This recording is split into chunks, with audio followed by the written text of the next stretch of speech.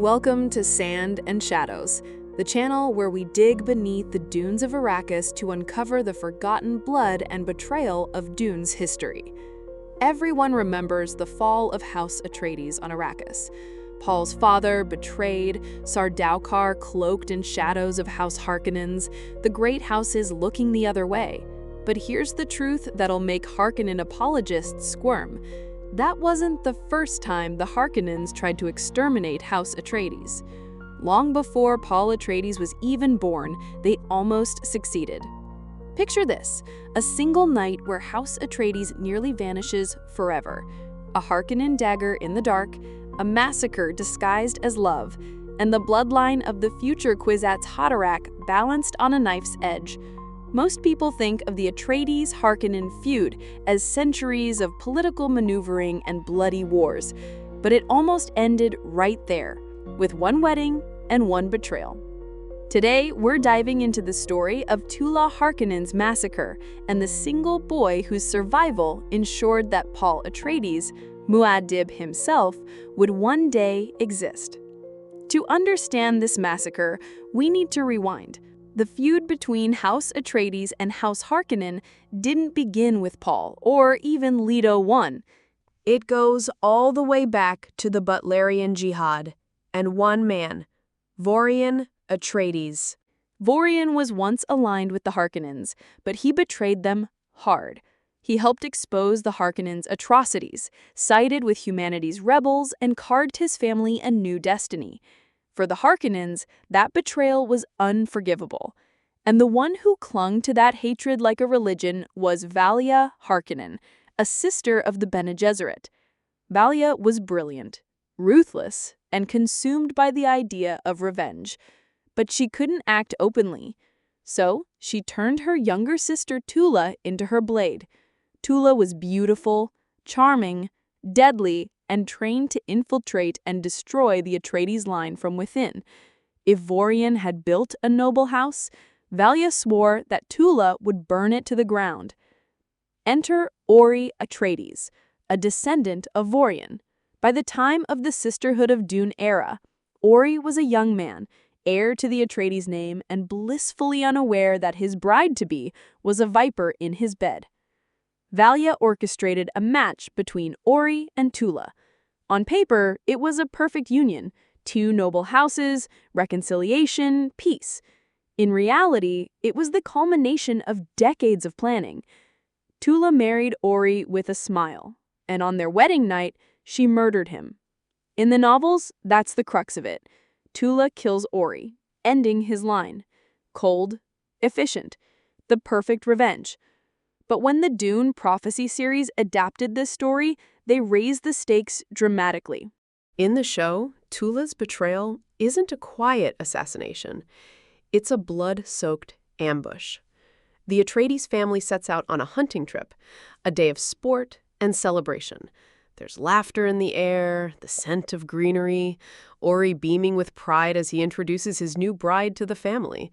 For a brief moment, it's almost idyllic. The proud heirs of Varian Atreides alive and thriving. And then it all collapses. Without warning, Tula turns. The warmth in her eyes vanishes, replaced with cold calculation. In a flash, Ori is the first to fall, struck down not by a rival house, not by some foreign assassin, but by the very woman he called wife. His family barely has time to react before the blades and treachery sweep over them. Brothers, sisters, cousins, all cut down in chaos. The joyous hunt transforms into a slaughterhouse in the open field. This isn't just revenge. This is extermination. Tula's orders and Valia's dream were clear.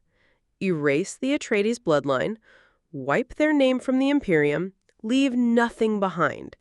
The Harkonnens had tried to eclipse the Atreides politically, to weaken them militarily, but here, Tula aims for something far more permanent: biological annihilation. And that's the bitter irony. For all their boasting about strength, the Harkonnens couldn't outshine the Atreides on the field of honor. Instead, they sent a false bride to massacre them at their most vulnerable. No armies, no declarations of war, just treachery. And yet, even in this sea of betrayal, the plan fails. Amid the carnage, one boy survives. His name was Albert Atreides, a child, barely more than a boy. By chance, or fate, he witnesses the slaughter. He sees his family fall. And then, something inexplicable happens. Tula looks at him and spares him. Maybe it was hesitation, maybe she saw her own younger brother in his eyes, or maybe the Bene Gesserit part of her whispered that the future still had use for this bloodline. Whatever the reason, she tells Albert to run. And he does. That single act of mercy, or weakness, changed galactic history. Without Albert, the Atreides bloodline ends in a nameless field with Tula's dagger. With him, it endures. Albert grows to manhood, scarred by memory. He never forgets what happened, and he never forgives the Harkonnens. He fathers a son, Keiran Atreides, and instills in him a hatred for Harkonnen treachery. Keiran himself would later remark that his father taught him never to trust a Harkonnen after his entire family was killed by one. Through Keiran, the bloodline continues. From Keiran's descendants, eventually comes a lineage that stretches across centuries, all the way to Leto Atreides I, and finally, Paul Atreides. The boy who became Muad'Dib owes his existence to Albert's survival that day. So let's pause and reflect. Valya Harkonnen dreamed of ending House Atreides forever. Tula came terrifyingly close. But in sparing one boy, they guaranteed the Atreides would rise again, and not just rise, but reshape the universe itself. It's one of those moments that defines Dune. Out of blood, betrayal, and survival comes destiny. House Atreides should have been a footnote in history. Instead, it became legend. All thanks to Albert, the forgotten survivor who saved a dynasty. So in the end, the Harkonnens failed not once, but twice. They tried to erase House Atreides in the fields of Caladan, and centuries later, they tried again on Arrakis. Both times, fate slipped through their fingers, and the Atreides rose stronger than ever. Thanks for watching, and if you enjoyed this dive into the shadows of Dune history, don't forget to subscribe to Sand and Shadows for more lore, betrayals, and the forgotten corners of the Imperium. And hey, if you'd like to support the channel, you can buy me a coffee using the link in the description. Every bit helps keep these deep dives coming. Until next time, may your enemies never sit across from you at the wedding feast.